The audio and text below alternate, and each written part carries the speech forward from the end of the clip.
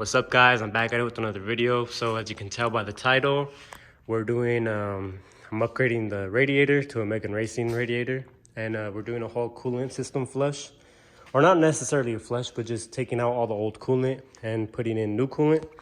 As you can see, I'm going to show you guys the process, so we'll get straight into it. So first thing first, you're going to want to drain all the old coolant out. So I have this little gallon bucket thing. I'm gonna put all the old coolant right here. There is 2 drain plugs on the block. I will get to those, but first thing first, I'm gonna do this. All right, and just like that, the coolant is draining out. All right, so I did forget to mention, you have to take off the radiator cap, and when you do that, the coolant just starts pouring a lot faster, so definitely do that first to speed up the process. So there is 2 drain plugs. I can't film the other side because it's a super tight spot, but I'll show you guys this one. So if you just go under here, right to where the oil pan is, right there, you see it? That's the drain plug right there for the block. So basically you put like a little hose on it. I think it's a 5/16 hose on it, and then right there, the little bolt or nut next to it, you loosen that up, and eventually the coolant's gonna start dripping out. So then you just let it drain, and then you just tighten the plug back up, and that's it. So it's the same thing on the other side over there, but I can't reach it, so I'm just gonna do this one right here and hope for the best. I'm pretty sure I'll be fine though. So yeah, let me do that. All right, guys, and just like that, you can see it's coming down, so it is dripping a little bit, but that's why I got a little bucket right here to catch everything. And I put the little hose. It was too small, so make sure you get a bigger one. I'm not sure the exact size, but just know it has to be bigger than this. But yeah, it is working, so we'll wait for all this to drain out, and then I'll take out the radiator and then install the new one.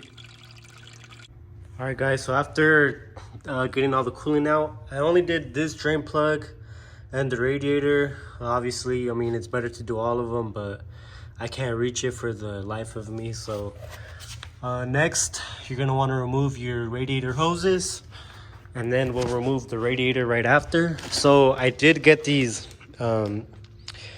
HPS radiator hoses. They're rated for 350 degrees, so much better than OEM. So if you have the money, might as well do it. You know, they're gonna last forever. If you have the money, do it. If you don't, you can use your old ones, but I really recommend doing these, especially if you plan on doing boosts in the future. All right, so now that I got both hoses out, what you're gonna want to do next is unclip this harness from the radiator support, and you're gonna want to loosen this nut, and this nut, and this nut right here. These 4, and then this. You're supposed to remove all this right here, but I don't want to do all that, so I'm just going to remove these, and then I'm going to like pull it and move it this way so I can pull out the radiator, if that makes sense. All right, guys, so if you guys are changing out the whole radiator like me, you are going to want to remove the overflow box. It's just this bolt right here and this one right here. But if you're just doing a flush or you just want to do a drain and fill, you can leave it in here. But yeah, take this out, and then we'll get to the next part. Okay, so I lied. So I actually ended up removing this little bolt right here and that one down there. You don't have to remove this. I don't know why I thought I had to, but literally with just those 2, this whole thing just wiggles out of there and gives you the clearance you need. So I'm gonna put this to the side, and then we'll get to the radiator. All right, so after you do that, remove the bolt for the condenser. So it's 2 at the top, and then these 2 right here at the bottom. I already took them out, as you can see, and that gives you the wiggle room to move the condenser out the way. And then now what you're going to want to do, I was going to pull out the fan and the whole radiator together, but it'd just be easier if I just moved the fan forward. So these right here, just unclip them, these 3, and then that should give you the wiggle room to move it forward, and then after you can pull out the radiator. So I can't record and show you at the same time, so oh my god, why is it blurry? All right, there we go. So I'm just gonna take it out, and then we'll get back to that right there. All right, guys, and just like that, we got the radiator out. You move the fans forward, the condenser forward, and you get the radiator. So let me show you a few key differences. So as you can tell already, this is plastic and aluminum. This is full aluminum. And from the top, you can tell that this one's much thicker, especially sideways. Look how much thicker it is right here. You can definitely tell a big difference. So it's definitely worth it if you plan on going boost. And these are the silicone hoses. So honestly, OEM, these are pretty good, but this is just a way better material, and it's just a preventative maintenance mod. So definitely, like I said, if you want to go boost, definitely pay the extra money to just do everything right. That way you don't have to worry about it in the future, because I've seen videos where people blow their old coolant hoses when they're making a lot of power.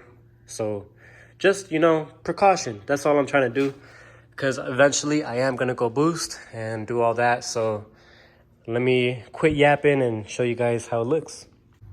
All right, guys, and just like that, finally got the radiator in. So to make things easier, I suggest taking out the fans. That's what I did, because what I had to do, if you get the exact same thing I do and just leave the stock fans, this is not going to want to push in. These are not going to want to push in at all. So the way I did it, I think it's going to like be a little bit more to this side.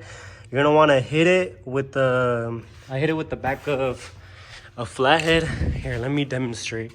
So basically what I did was, let's say this was a little bit more over here. I was hitting this way, that way this metal piece of aluminum can go in.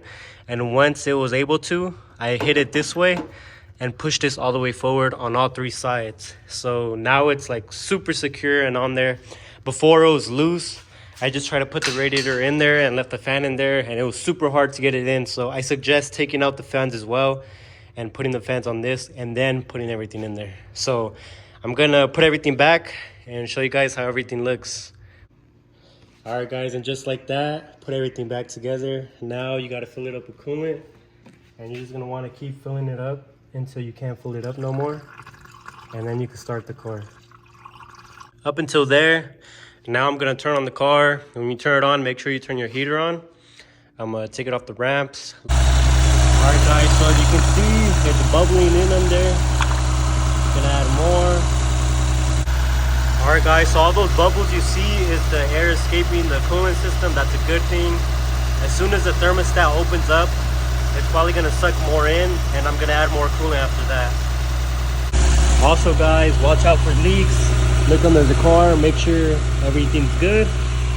So far, so good. All right, so check the heater. It is hot, blowing hot air. That's a good thing. I'm gonna let it run for another 5 minutes, and we'll see if it goes up to temp. All right, guys, I took out the little thing. Looks like there's no bubbles no more. Like one pops up every now and then. I'm gonna go ahead and close it and go for a test drive. All right, guys, so I'm on a test drive. So far, so good.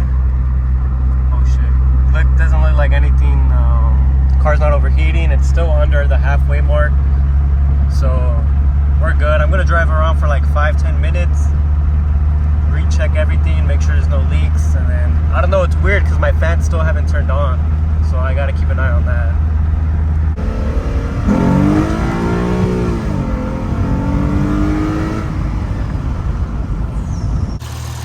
Yeah, either that radiator's doing a really good job, or I don't know what, because the fans still haven't kicked on, and that's what I'm worried about.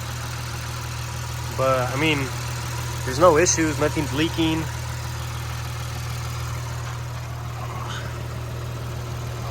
Everything's good. The fans are just not kicking on, that's it. But look, we go up to the dash, and it's still below halfway, so I think we're good to go. Oh wait, guys, I think they just turned on.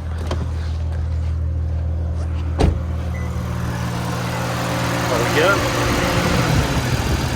yeah, they turned on. All right, they're good. I thought they were broken, but everything's good.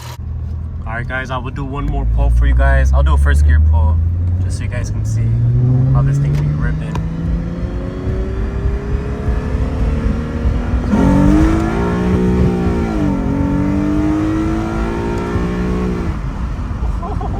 All Alright guys, so one thing I did notice is the fans do take longer to turn on, and the reason for that is because the radiator is a lot bigger, so it does a much better job at cooling down the system. So it had been like 40 minutes and I was like, what the heck, the fans aren't even turning on. So I went to go drive, I did a couple pulls and they still didn't turn on. So I was like, bro, what the hell? I thought I forgot to plug them back in, but I went to check, everything was good. And then 5 minutes later, they finally kicked on. So the radiator definitely is an upgrade and it does its job very well. So if you guys are thinking about doing it, definitely do it, especially if you're planning on going boost. But yeah, guys, thank you. I appreciate you guys for watching the video. If you're not already subscribed, subscribe. If you like the video, like the video. I know it's been 3 months since I last posted. Don't worry. I know you guys keep on telling me to post more, and I will. I have a couple more videos dropping, and I have one secret video coming. I know you guys are going to be stoked, so definitely turn your bell notification on because it's going to be a banger.